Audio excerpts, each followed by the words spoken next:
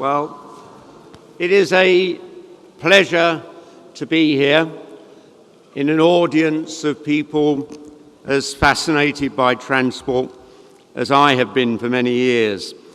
I want to start by looking at the mistakes that we made in London over many years, because they give a good example of things we can avoid doing in the future. I was born at the end of the Second World War in 1945. The first half of my life, living in London, I was living in a city which was making two major errors in terms of its planning.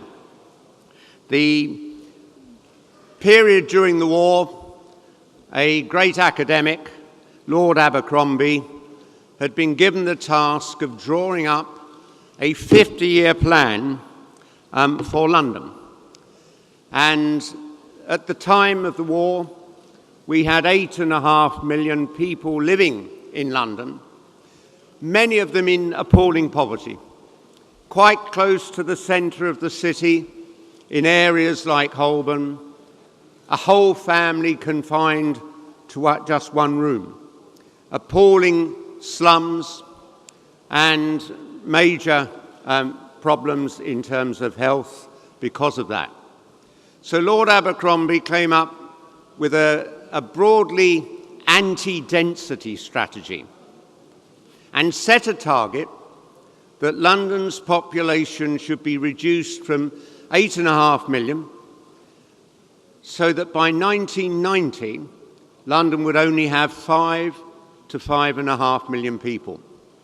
And both Labour and Conservative governments, in the 25, 30 years that followed that plan, were moving people out of London, building little new towns around London, moving jobs out of London. The other aspect of that plan, which was not so clearly worked out, was that the world would move from public transport to everybody owning their own car. At the time, people didn't see the problems that would come for this. I grew up in a road which had about 120 homes. And as I'd come home from school walking up that road, this is about 1958, there'd be 4 cars in the street. And everybody used public transport to get to work. Slowly that pattern began to change. People saw the car as a status symbol. And we saw this second plan, which was, as London's population was to be reduced to 5 million by 1990, 4 great ringway motorways would be built in London. All the great motorways would be brought into the centre of London, so that the M1 would be right down to Hyde Park, where it would join a great aerial ringway round the centre of the city. Of those 4 proposed ringways, only one was ever built, the M25, which is actually outside London. But that was the strategy and the thinking. But by the early 1970s, politicians and academics began to realise this wasn't working. London was seen as a city that was failing.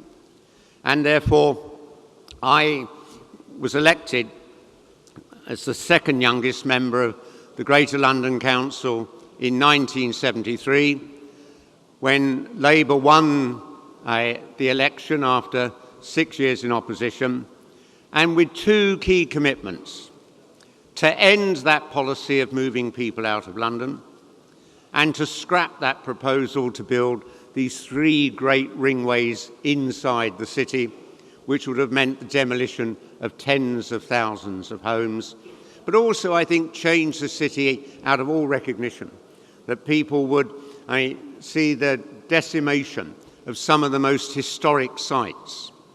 Many of the tourists who come to London go to what is one of our most attractive areas at the centre, in just north of the Strand, You see the old Transport Museum, the old market, which has been converted from selling fruit and veg into a huge tourist attraction. That was to be just demolished and replaced with a 4-lane motorway at the heart of the city. So, having won that election, we stopped moving people out of London. We stopped the plan to shift from public transport to car usage. And it's not surprising that we did that, because wherever you look in the world, cities go through a period of assuming massive road construction will answer their problems. That strategy really began in the 1930s in New York under Mayor LaGuardia and the great civil engineer Robert Moses. New York had terrible car congestion, so they built a great parkway, motorway. They were told by their traffic planners this would solve New York's traffic congestion for a decade. Within 3 months, that parkway was congested. So they built a second one. The same thing happened. They built a third one. The same thing happened.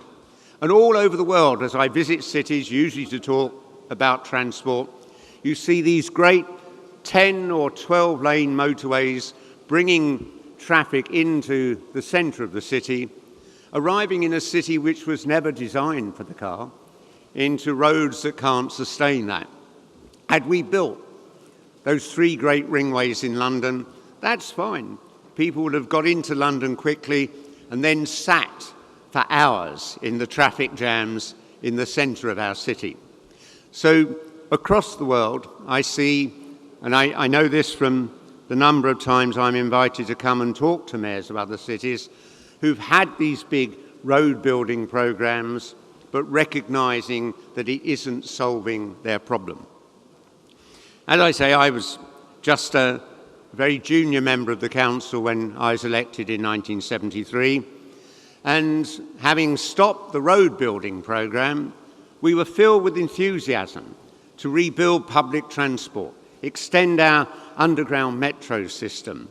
But then, of course, 3-4 months later, OPEC increased the price of oil by 400%. There was a catastrophic rate of inflation. Much industry was wiped out in the Western world. Governments had to make massive cuts in their budget. And I don't want to be rude about all politicians, but I notice whenever a government has to face the prospect of making cuts in its budget, they're tempted to make those cuts in capital investment, where the impact won't be seen for years, rather than in revenue and services, where the impact is seen immediately. And so, having won that election with a commitment to a big expansion of public transport, suddenly capital investment was cut to virtually nothing. And what we did was we cut the fares to try and bring people back. But the revenue budget meant that that policy was reversed within a year. And so, having stopped the commitment to a massive expansion of our road and car system, we didn't have the alternative because we didn't have the financial resources. Jumping forward to 1981, when I became the leader of the Greater London Council, once again, we were in a position where Mrs. Thatcher had been in power for 2 years, and the biggest cut she made was in public sector investment. Normally, in that post-war period in Britain, under Labour and Conservative governments, about 5% of our gross domestic product went into public sector investment in infrastructure, in transport systems, roads, railways, house building. Mrs. Thatcher cut it to 1%. So I became the leader of the council once again, just as there was no public sector investment. And we introduced a scheme because at that stage we were deep in a recession. Our transport system was underused. We cut the fares by a third, a massive influx of people leaving their cars at home and switching to public transport. We weren't able to continue with that policy because Mrs. Thatcher abolished our council. She thought I was far too left-wing. And for 14 years, London had no metropolitan government, no one with the responsibility for planning. We just drifted. And it was only in 2000 when Tony Blair created a mayoral system for London, and I was elected, that once again we confronted these problems. I was told in that first campaign in the year 2000 by our biggest businesses that if I couldn't sort out London's transport problem and its congestion, they would move to Brussels or Paris or Frankfurt. And the congestion on our streets was catastrophic. It was easier to get out of your car and walk to your destination than just sit in it, barely moving.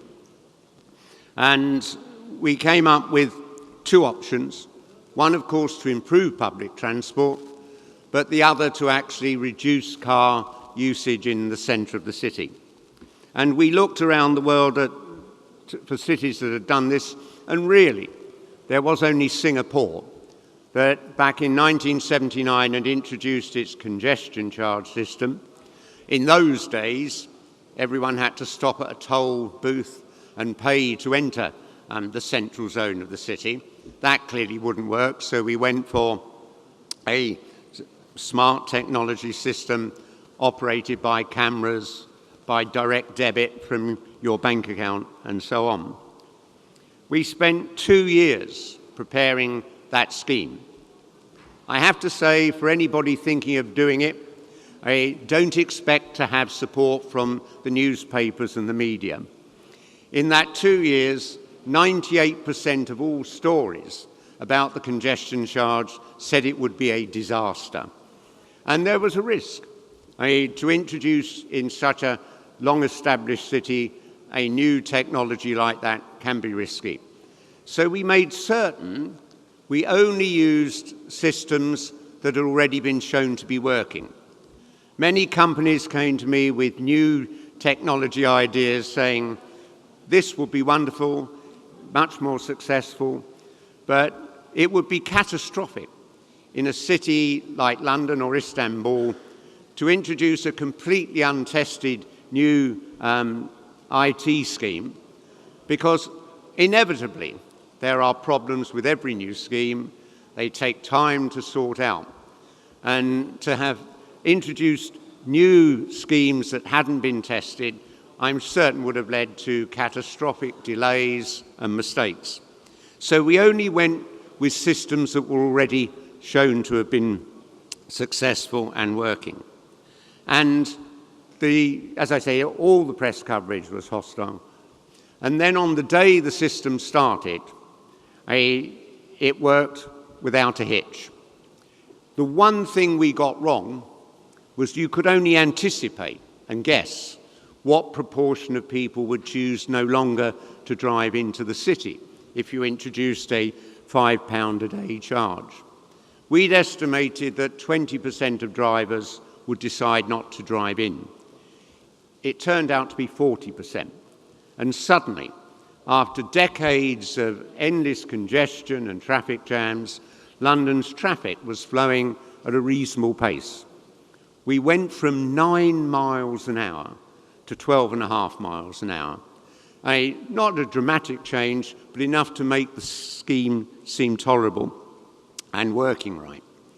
That scheme worked without a hitch because we spent 2 years bearing down on all the assumptions, testing all the proposals, relentless pressure. People would, about once a month, my political advisors and myself would meet with the team preparing the congestion charge. Those meetings would last for hours. People would stagger out exhausted and say, I can't stand any more of this, I'm going to resign. But you had to get it right. If that scheme hadn't worked, it would have been devastating bad publicity for London. It would have increased the pressure on firms to leave. It would have been seen as a city that wasn't working. But as I say, it did work. And even my Conservative successor has continued to keep the scheme in place and virtually doubled the charge. The problem is London's population is once again soaring and congestion is getting worse. But it's not enough to discourage people driving into a city. If you're going to do that, you have to provide a good public transport alternative. And the public transport system I inherited was in serious decline. We had 5,500 buses, many of them 45 years old. We did not have a smart ticketing system. Everybody getting on the bus paid the driver cash. The driver worked out the change. You could spend 3 or 4 minutes at bus stop as people got on, paid, got their change, and so on. The usage of the bus system was seriously declining. On our underground metro system, decades of underinvestment was leading to severe delays, cancellations, and so on. So we had a commitment that by the time the congestion charge came in, people had to see a real improvement in public transport. The easiest thing to do was get rid of the old buses.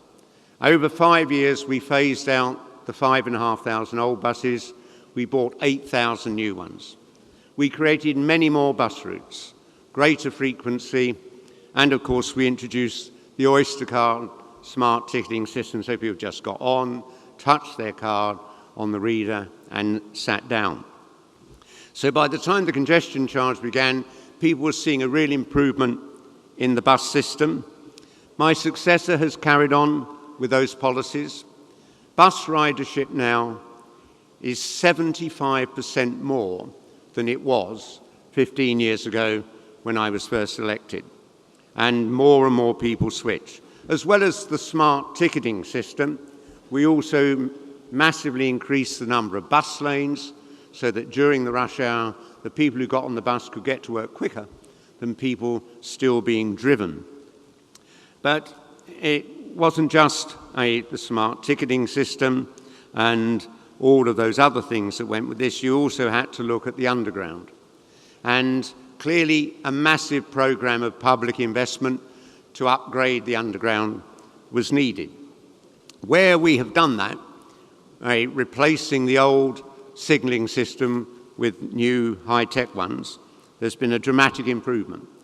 We had a very old signalling system that meant a tube driver would not pull out of the station he was in until the tube at the next station was starting to leave, because the system had none of the built-in safeties that you need.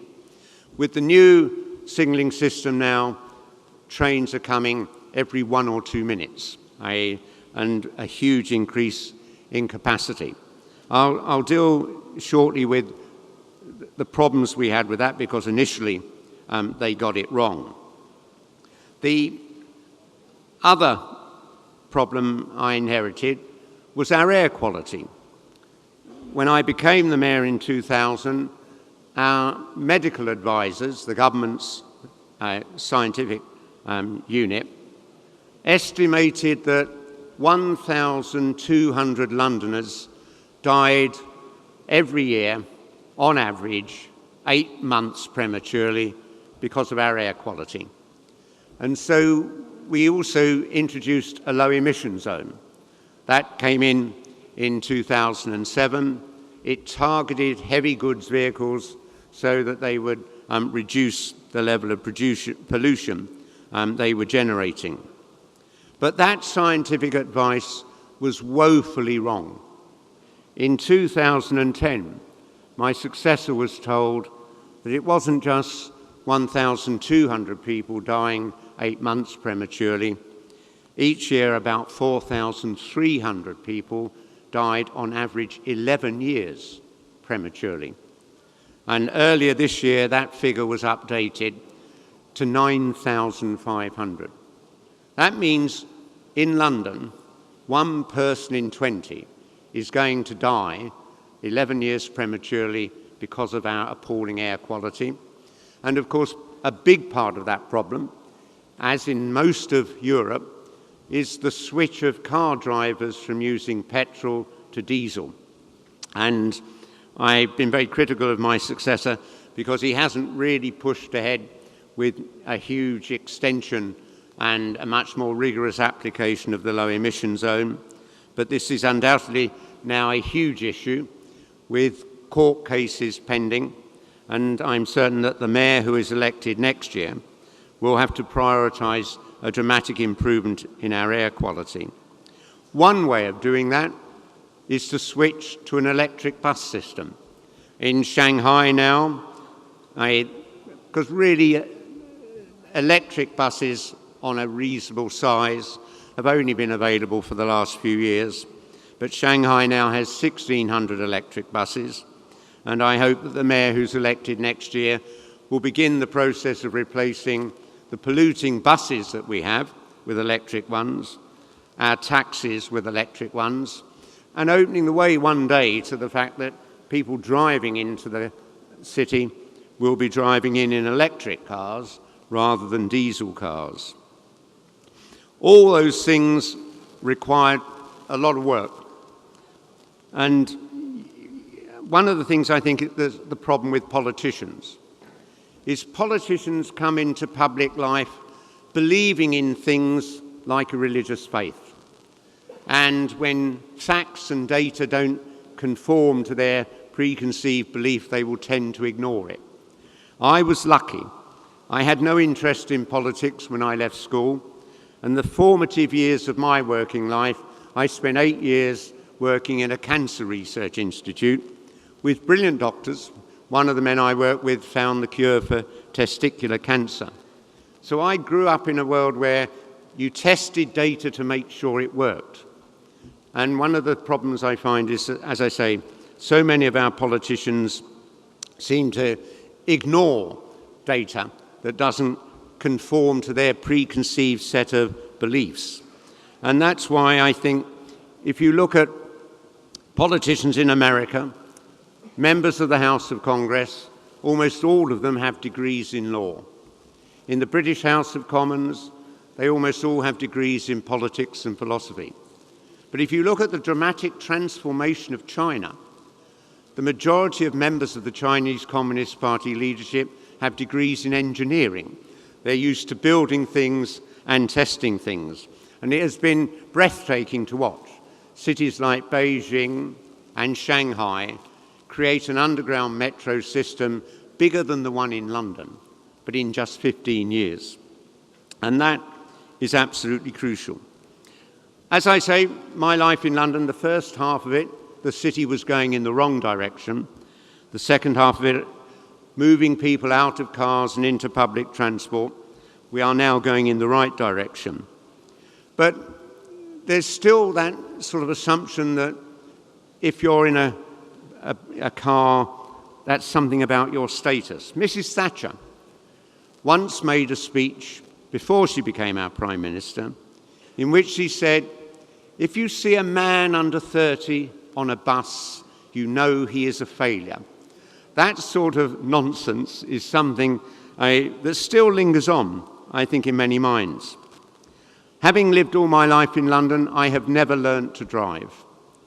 And each morning, whether I was at the Greater London Council or a Member of Parliament or the Mayor, for 35 years of my life, I spent 25 minutes on the metro going into work and 25 minutes going home. Able to read. Someone's happy there. Able to read. That's 4 working weeks a year of time you can read, do work, as opposed to sitting in a traffic jam. And yet still there's this status thing that politicians think they should be driven around in chauffeur-driven cars. I remember when I was mayor, we opened offices in Delhi, in India, and I thought I'd try their train system. And so I got the train into Delhi, and when I got off the train, there were over 200 photographers and camera crews there. The fact that I'd arrived on a train was the lead item on the television news that night, because no one had ever seen a politician on a train in India. Often they saw them helicoptered into wherever they were going. And so I think those of us in public office have a duty to lead by example. The result now, however, has been a stunning transformation in London. As I said, in 2000, firms were saying, we're thinking of leaving if you can't sort the problem out. We've had a huge influx of new businesses coming to London because the transport system is working better. But also, it's not just about getting public sector investment in your transport system. You need to make it easier for the private sector to come and invest in your city as well. And when I became mayor, we had 32 London boroughs. Each of them was the planning authority for their own borough. Each of them had their own separate rules on density and height. And people wanting to do a major development in London could spend years and years in argument about the density of the development or the height of the development. In that election in 2000, I made a commitment that I would abolish all restrictions on height and density, and instead, each scheme should be judged on its merits. So as well as improving public sector investment, I made it easier for the private sector to invest. The Gerald Ronson, a major developer, came to me after about 2 weeks into my mayoralty with plans to build the Heron Tower, which has now been built. And I said to him, why isn't it taller? And he almost fell over. His entire life as a developer, planners have been saying, make it smaller, don't have it so high. But in our cities, and this is a reversal of that Abercrombie plan. Abercrombie saw density as a problem. No, density is an opportunity. The maximum development of your city with a good public transport system saves lots of space, creates huge potential for environmental solutions to problems of pollution and insulation and travel. So, absolutely crucial. I want also to look at the problem of our underground. As I said, buying new buses, that's relatively easy. Putting in bus lanes takes a few months. But to upgrade a tube system, an underground system, that's over 100 years old can be a real problem. And I inherited a scheme from the Labour government who transferred control of the London Underground to me after a couple of years into my mayoralty. They had decided that to avoid this being a cost on the public budget, they would have a private finance initiative. They called it the Public-Private Partnership. They would draw up contracts so that the private sector would take over the maintenance and upgrading of the underground for 30 years, and therefore this would be off the government's accounts.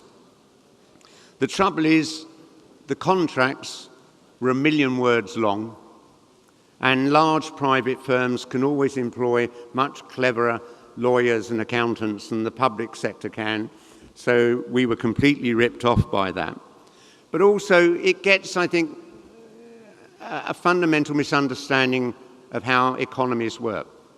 There are things the state can do, and the things the private sector can do.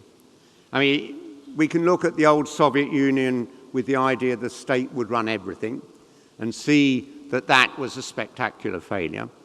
But we also need to be honest about this last 35 years since Mrs. Thatcher and Ronald Reagan argued to diminish the size of the state, let the private sector take over everything.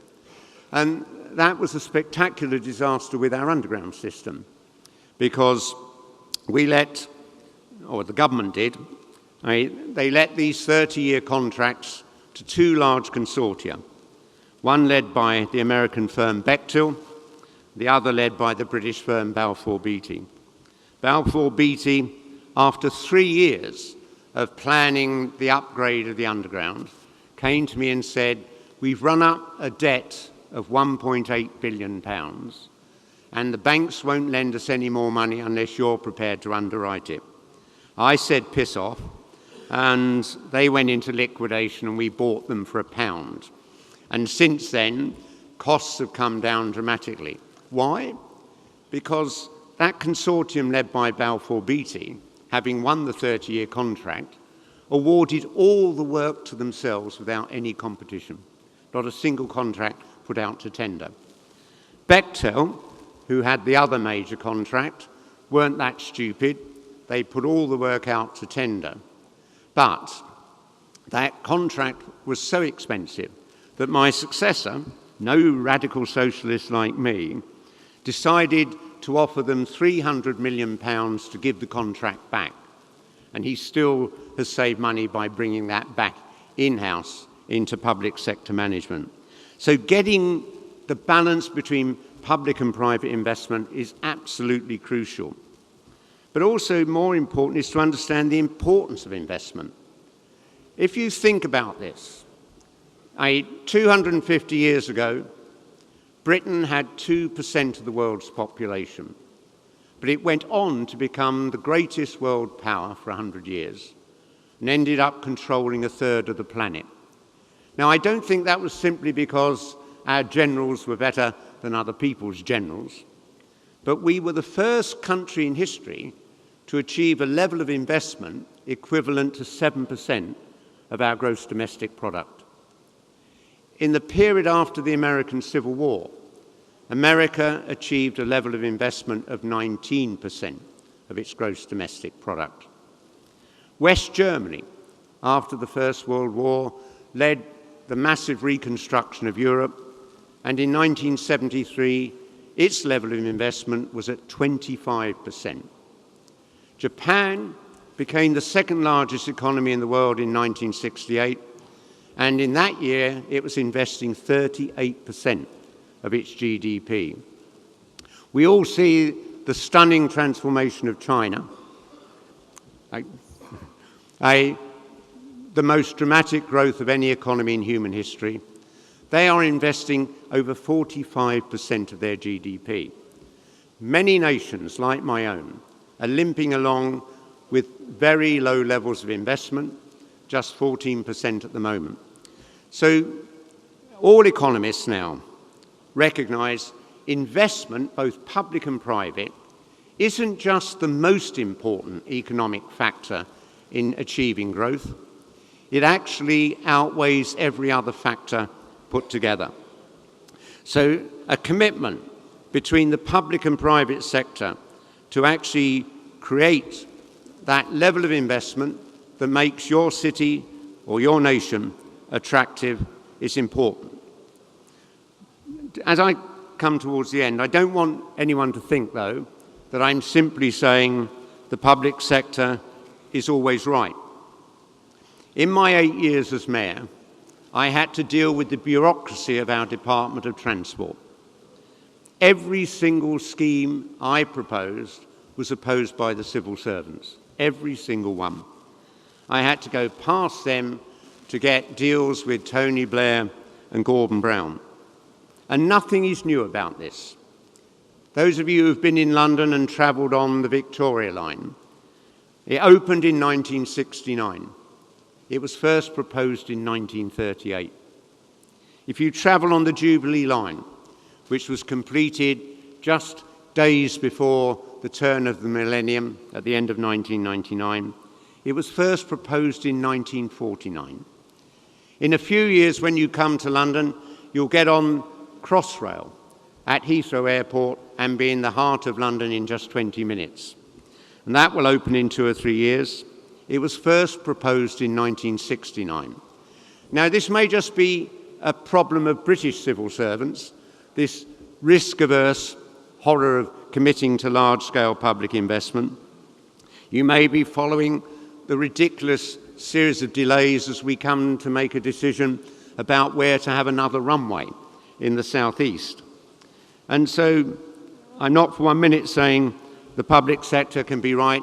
You need to have firm leadership with a real commitment to achieving the levels of investment and change that are going to be absolutely crucial if you want your economy to grow and be a great success. And I think, therefore, a key part of that is devolving power. When I was first elected to local government over 40 years ago in Britain, a council was free to do anything that hadn't been banned by law, free to go to the international bond markets to borrow, to invest. Under Mrs. Thatcher and Tony Blair, all the power was taken away and sucked up to Whitehall. All of, as I just said, very slow at making decisions. And I think that's part of the problem. Presidents and prime ministers deal with laws, international conferences. Mayors and city administrations have the day-to-day problem of tackling the problems in their city, the potholes, the housing shortage. People in municipal government are much more focused on delivery rather than esoteric laws and treaties and things to sign. And I therefore think that we should see the devolution to cities and regions of virtually the running of everything in those cities. I've watched in my lifetime every single Labour and Conservative Minister of Health fail to get on top of the National Health Service, because I think apart from the Chinese army, it's the largest single employer in the world. It's far too massive to manage from government. And I've been arguing that it should be devolved down to local authorities. And local authorities and regional administrations should have plans. When I became mayor, I brought together our trade unions, big business, community groups, and we agreed a 20-year plan for investment and growth in our economy, new areas that we needed to see expanding. And so I do believe that cities are the answer.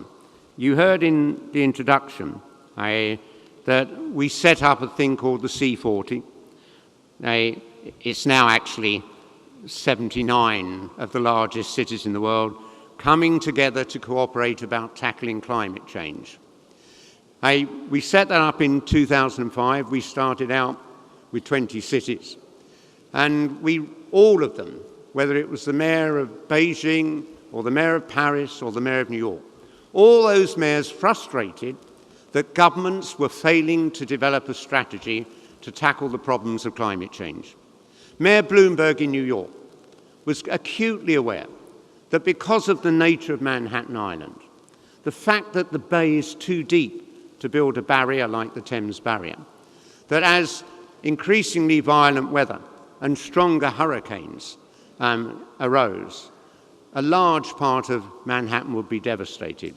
Mayor Bloomberg has constructed shelters for 2 million New Yorkers who live on that coastal fringe of Manhattan Island and have to be rushed away before the area floods. Governments have put off any serious decision about climate change until this last few days in Paris. We've got to make sure they drive it forward, and no one is better able to do that than the cities. And if we are to tackle climate change, insulating, one of the best things we did, we got 16 of those cities to agree to insulate all public buildings in their cities. In one stroke, that doubled the global market for building insulation. The 3 large businesses that provide that service were able to reduce their prices by 40%. And so cities cooperating are crucial in tackling the problems of climate change. Whether it's recycling, relocating your energy production closer to the city.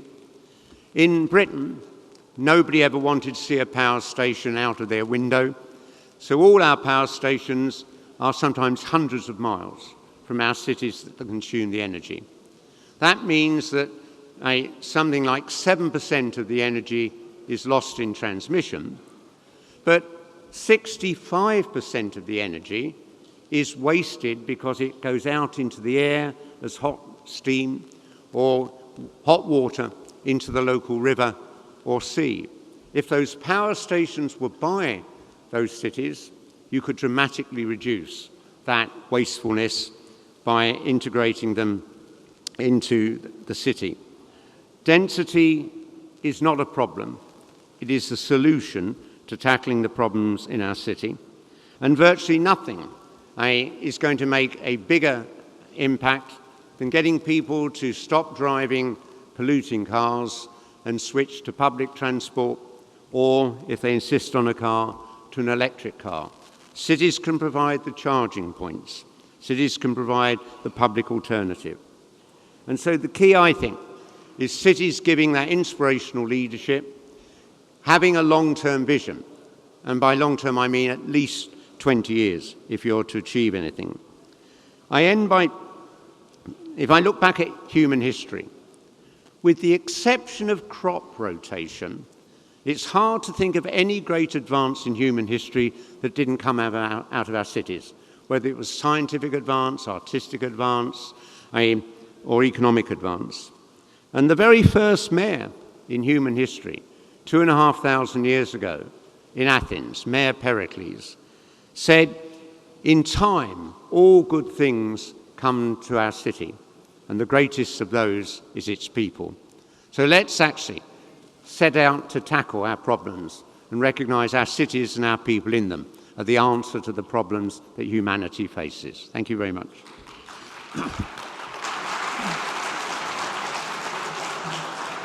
Mr. Livingstone, stay on stage, please. We would like to you a plaquette. Yes.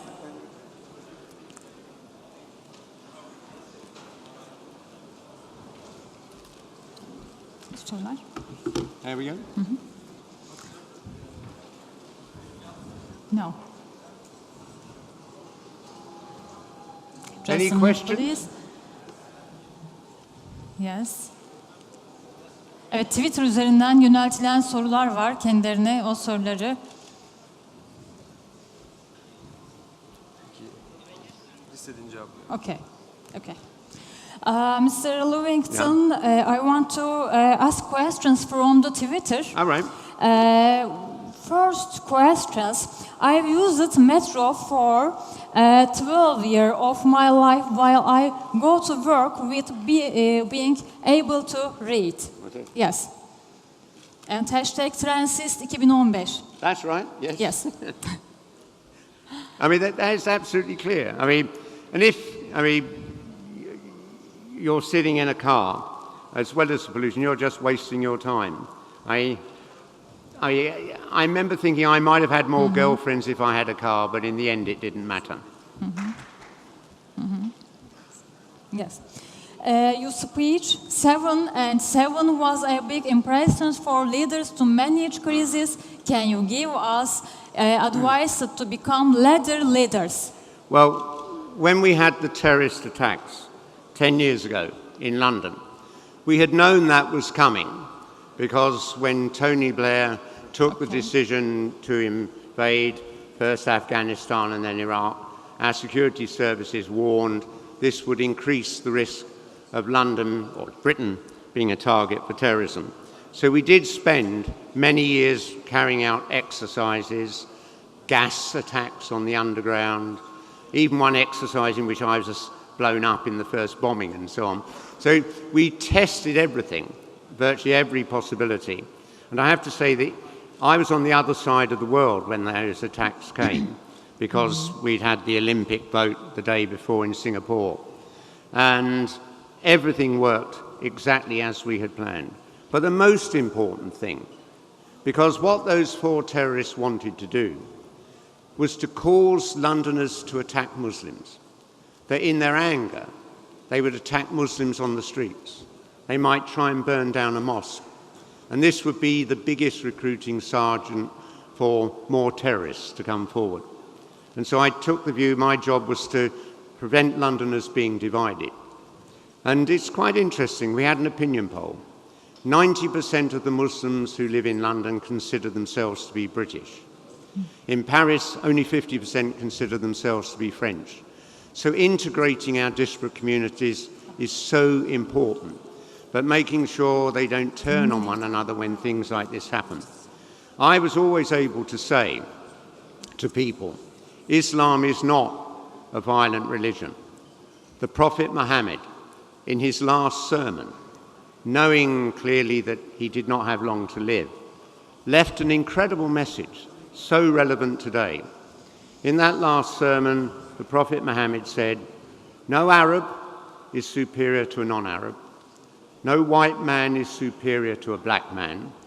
And Allah created you so that, as nations and tribes, so that you would get to know one another. Not that you would occupy, invade, terrorize, or convert, but that you would get to know one another." And that is the core of Islam. And more of us in the West need to make sure people know that. There is no way that ISIS or Al-Qaeda can claim to be the heirs of the Prophet when they do the terrible things they do.